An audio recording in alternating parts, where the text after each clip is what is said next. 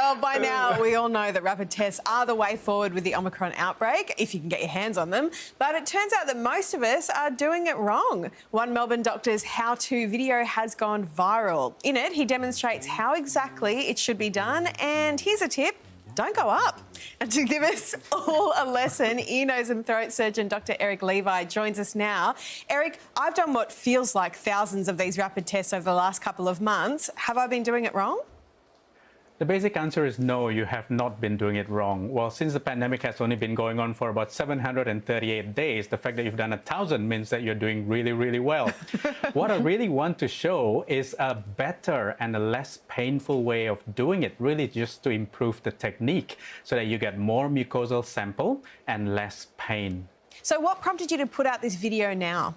Well, I'm a booger doctor, so digging noses is my day-to-day work.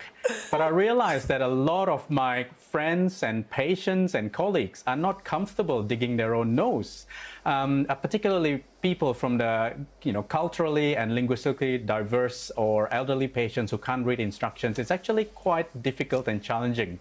So I thought I'll just do a simple, quick video, and just like the virus itself, it's gone viral.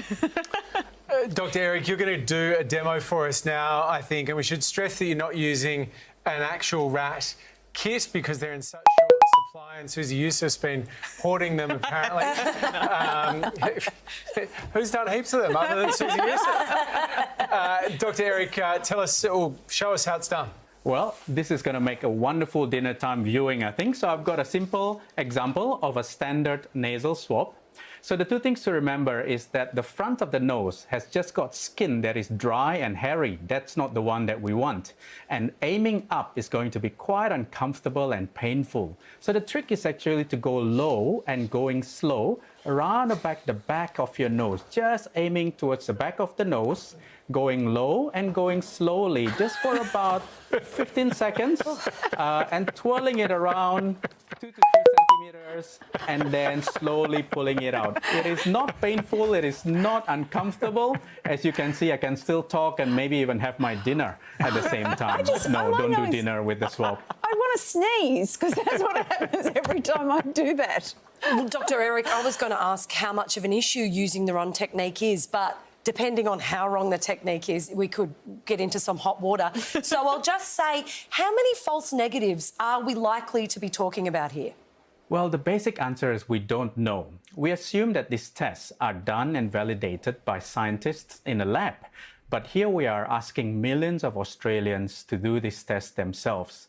So I think we don't really have a populational data on how good this testing is, but it is still a good test. So hopefully improving your technique will also improve the experience of doing it and improve the capture rate. So if we're getting rat tests wrong, is there anything else we're doing wrong? I think the onion and the sausage is wrong, so I think the onion has to be on top of the sausages. Look, I'm not sure. At the end of the day, the sauce? That's controversial where the sauce goes.